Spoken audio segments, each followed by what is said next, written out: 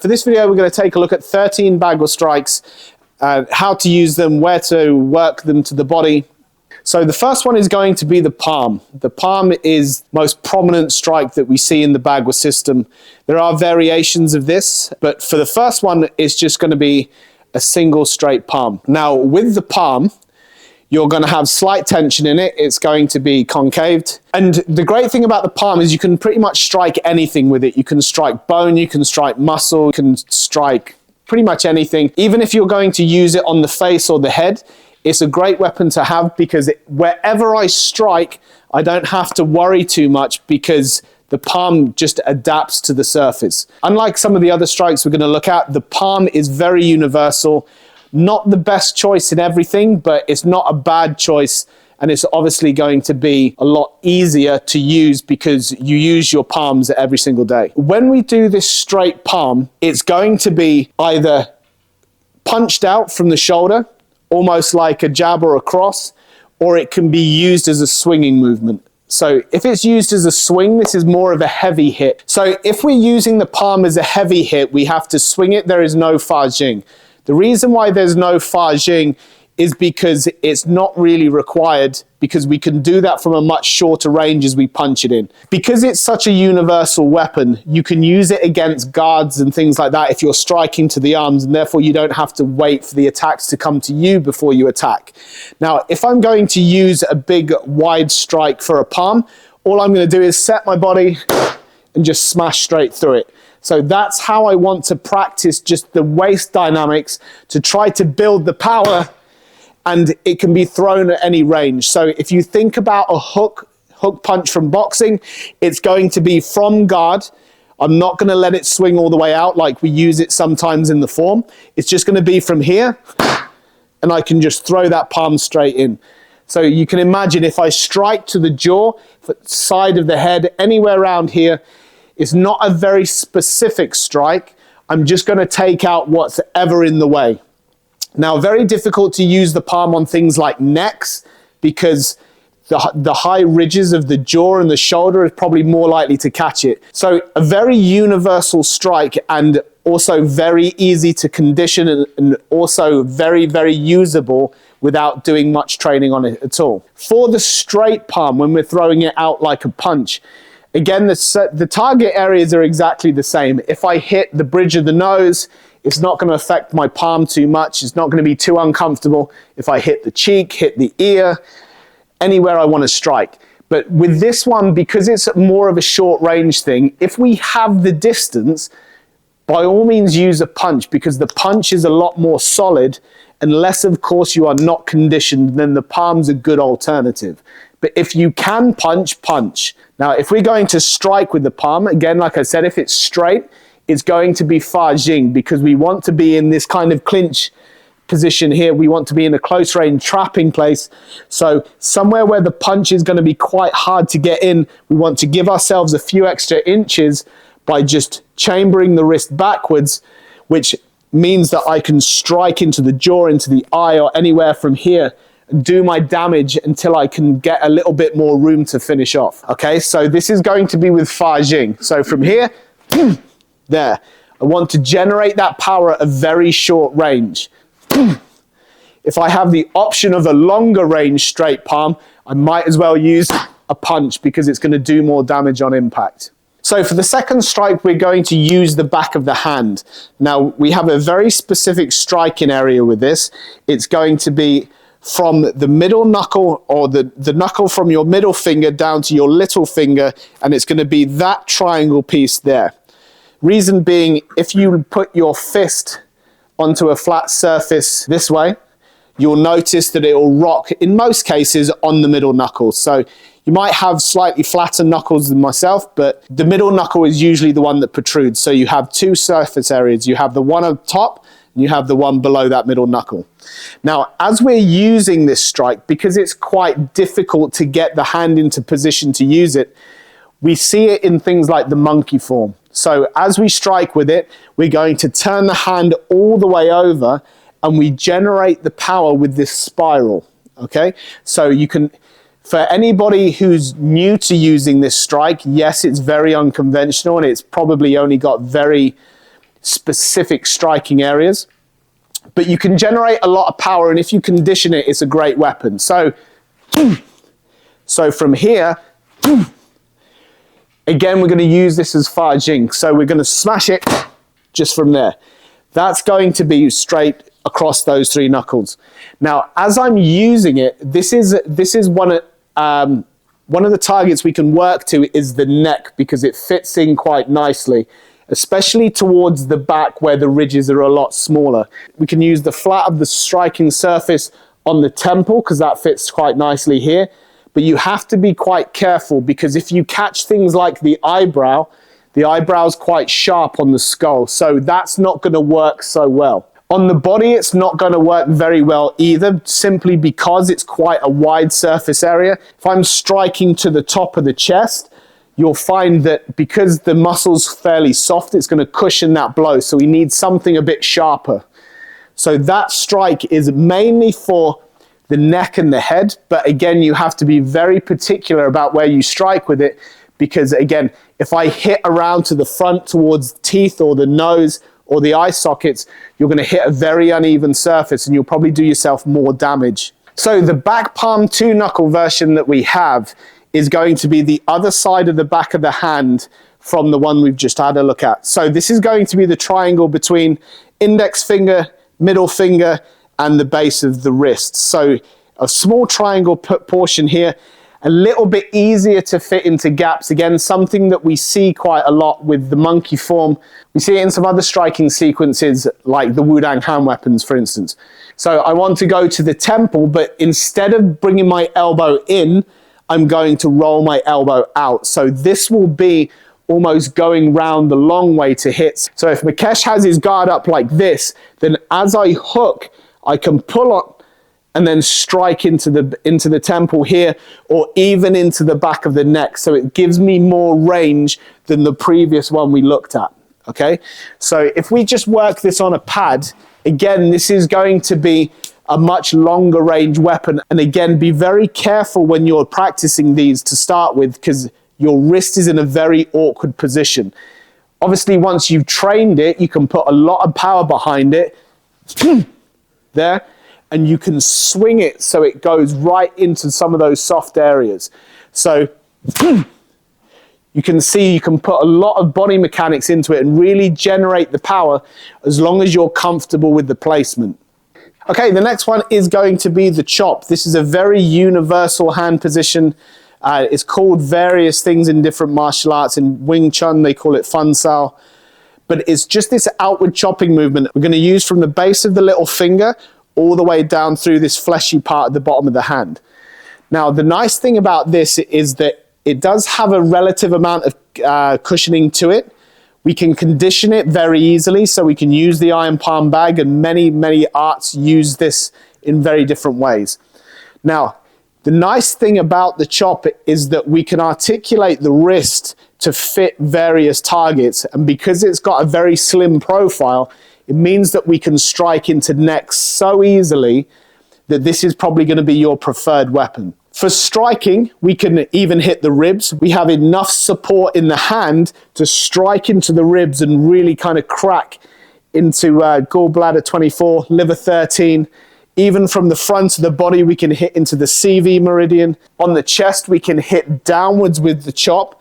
So we're using the same part of the hand, but just in a different angle. Now again, when it comes to chopping to the neck, we can go palm up to the same side of the neck.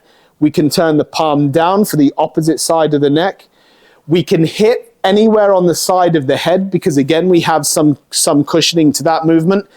And it's something that you can either use at short range just to expose a gap, or you can use it at longer range, which doesn't have the Forearm Hinge, and you just slam into the head. We see this a lot in the Bagua system, because if you're turning this way and you're using number 2 palms, which is palm down, as you switch out, this is the movement that we're using. So whether we're spinning all the way around and striking in, this is the weapon that you want to use, and this is the one that you should condition a lot. If we're going palm up, it's going to be shorter because the elbow's in a very kind of compromised position this way. So we want to use the palm up version for when we're closer in. When we're further out, we have the protection of the sharp point of the elbow, which means that we can extend out and still hold structure. So when you're working these on pads, you can use a bit of Fa Jing on this palm up version, this way. But when you're using the palm down version for a longer strike, you can really strike in and get some power behind that just by extending that arm out using the waist all the way into the shoulder, elbow, and into the wrist.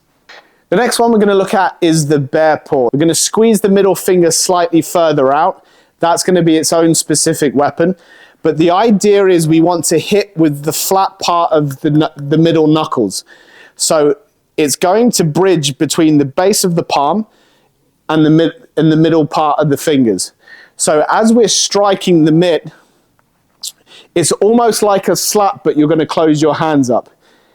Because you're using those fingers to make contact, place the thumb on the top. Do not let the thumb slip in front of the fingers, otherwise you'll crack that. But the idea is that from here, you can swing and get a nice heavy hit that's going to provide a little bit more weight behind it than an open palm. So this is a bit more condensed and it carries a bit more of a heavy hit for that one. For this one, it's fairly specific. You can work to ribs quite well, so you can strike underneath.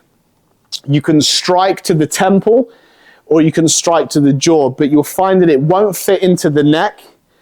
And the reason why we have this middle finger just protruding at the top is because when we swing towards the head, if we don't catch it cleanly on the side, we can still use that knuckle to hit gallbladder 1, which is right on the corner of the eye here. So if you catch it and swing it across, if we miss the jaw or the temple, there's still a chance that we can catch something with that knuckle. Now, it's not very well supported, but it doesn't have to be, because all that's going to happen if you catch it wrong is that the finger's going to open out, okay? So you can swing it through and you can strike. You crunch your fist down, so you can press your fist, and then that should be tight enough just to strike into the side of the head, as long as you're hitting a nice flat target. So onto another palm strike that we use. This is called the ox tongue palm. This is very specific, or percussion palm, and this is something that was developed by Yin Fu, which is one of the Bagua masters from many years ago. And the reason why we use this is because it makes a little hollow in the hand. It affects the air pressure when you trap it inside. So as you strike to the ears, I think they even use it in one of the Sherlock Holmes movies, where he strikes on both sides of his ears. And this is the same principle. As you strike like this, it's going to cause an effect that will burst the eardrum. So we're not necessarily looking for a heavy strike to displace your opponent wherever you hit them. The idea is that you're just trapping the air as you make contact with the surface, and that's going to burst the eardrum inside. You can use it on the base of the neck as well, and by closing your palm up, you actually make it a lot easier to sit into either the gallbladder 20 point or the bladder 10 point, both of which are very dangerous. So if you're in the clinch, for instance, from here, that movement on the back of the neck, you don't need a great deal of force, but just cupping your palm like that is just going to really highlight the impact as you strike into the back, and it molds around the back of the neck, okay? So when we're striking with it, you probably won't catch the right target from being out here as you swing it. So the idea is like that. You're just going to use it at very short range with a bit of Fa Jing, and you notice that it has a slightly different sound. There's almost like a pop.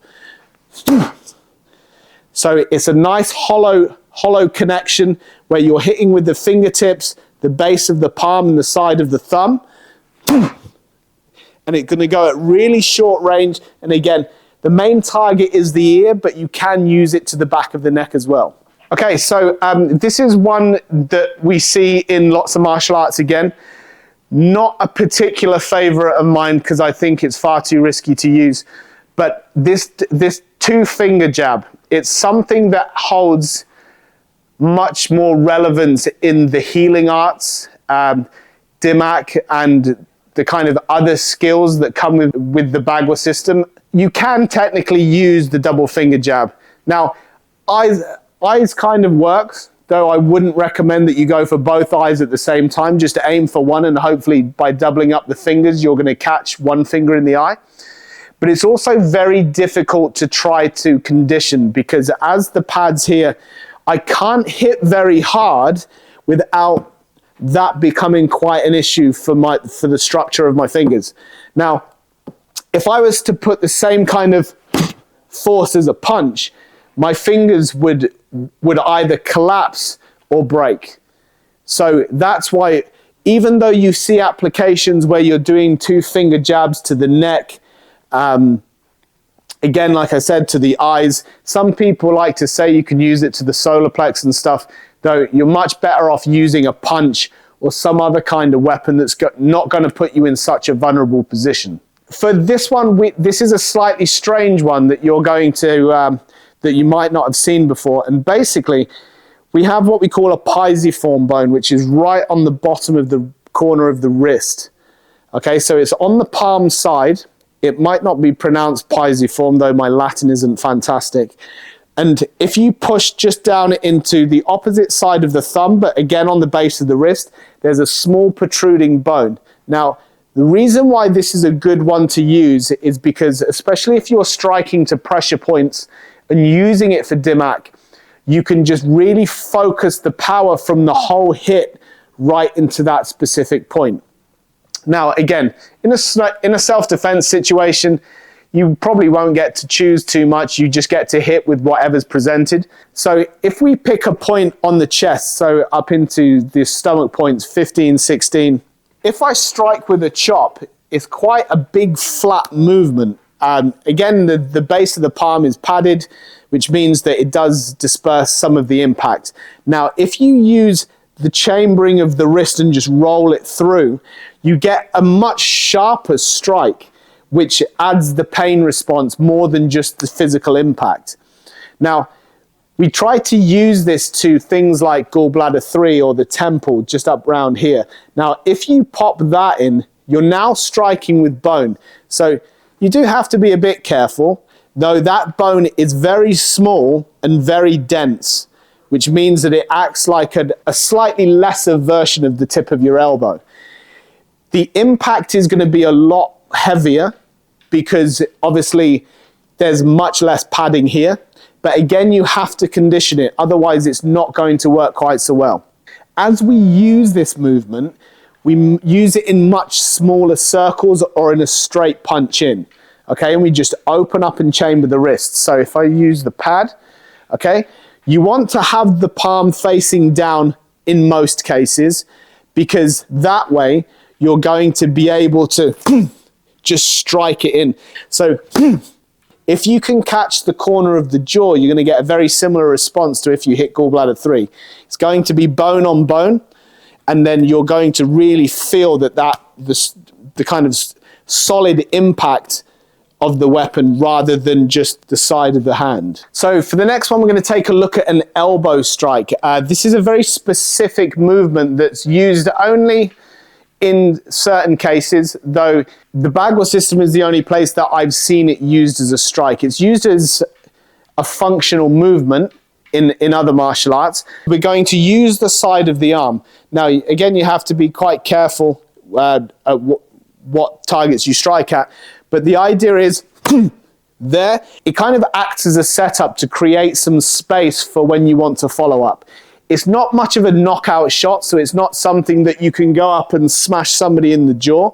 So if you're into a clinch like this, or you've been kind of grabbed from the side, this movement is more of a space creator.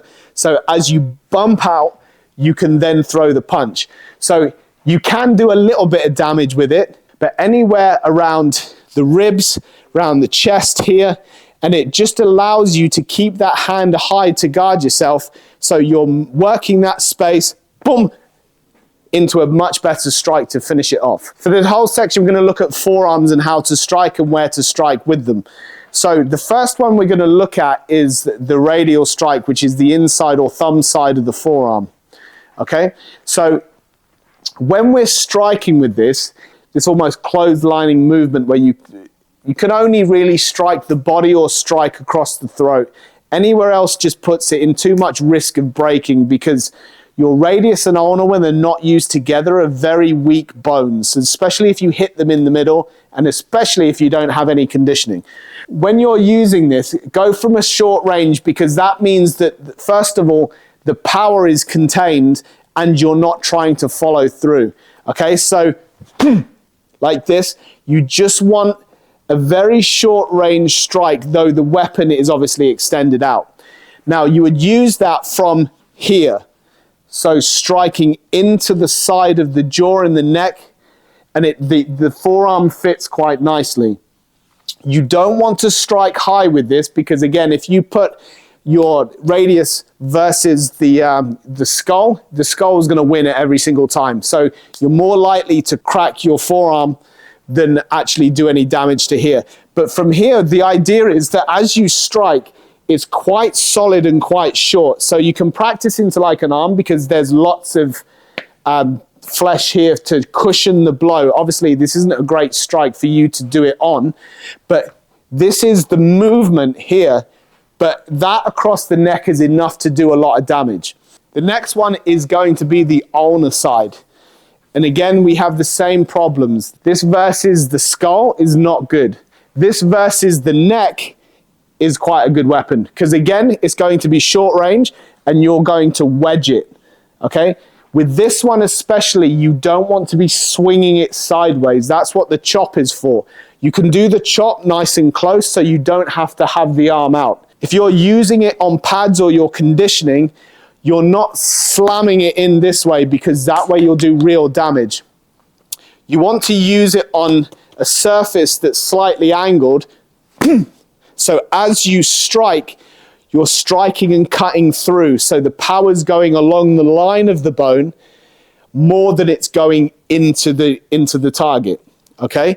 So when you're using it to wedge, you're just kind of creating that space. So if I strike into Makesh's arm, you can see the power that I'm putting into it is traveling behind him rather than straight into his arm. So you want to be pushing and just catching just a very slight amount of it, just enough to do damage, again, to set yourself up for either a cross or some other kind of technique that's going to be a lot more efficient at that range. Okay, so the third forearm variation that we're going to use is the ulnar and the radius together.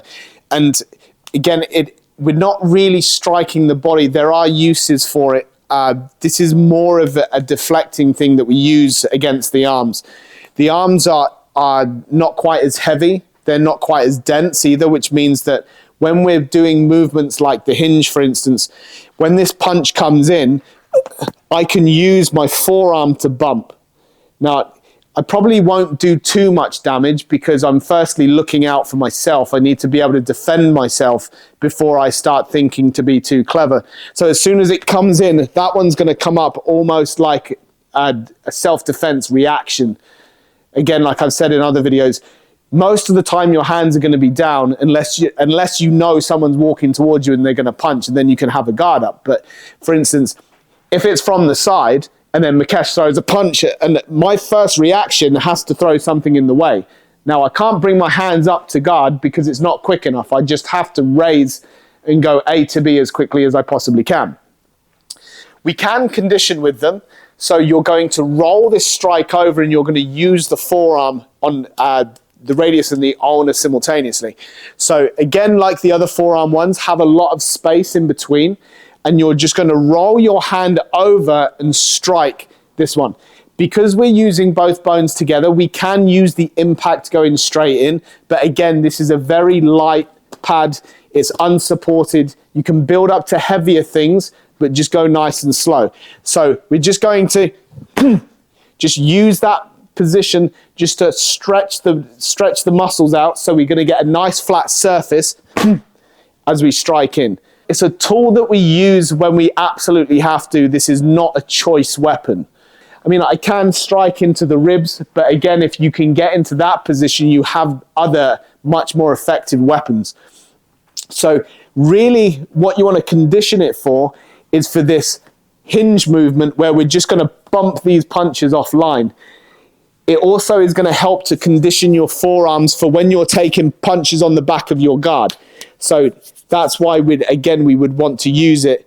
So for the last one, we're going to use the palm again, but this is slightly different than the other ways we've used it. You can condition the area exactly the same way by using the chop and the flat palm. So that will cover both of the conditioning elements.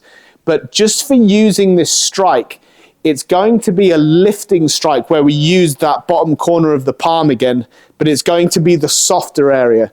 So with the softer areas, we can strike harder targets without creating the damage to our own hands. Monkey offers the fruit is basically a movement where we strike up underneath the chin. It's not a long range weapon, so we don't want to be reaching too far. It's something that we want to use once we pass guard. So if, for instance, we're in this position and we're going to fight and Mukesh throws a punch, I can come in here and then I can strike up. I want to use the ridge of my palm because that's going to manipulate the head. If I use a flat palm, it's too clumsy. It's not going to give me the control that I need. It might be that I palm strike into the chest or brace to try and keep him away.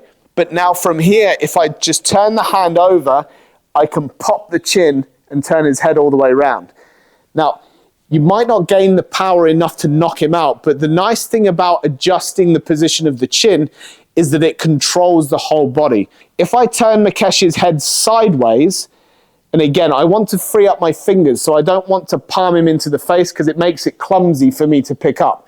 If I use that corner of my palm, I can guide his chin around. Now he will move towards me very easily so I can move into chokes. It might be that I check down and I strike straight up here. A flat palm is too big and disperses the impact too much, as we discussed before. So I'm going to just roll and lift. So there's a lifting element to it as well. So it's more of a controlling weapon, but you can strike in just to create a little bit of disorientation before you manipulate the body part that you're trying to move.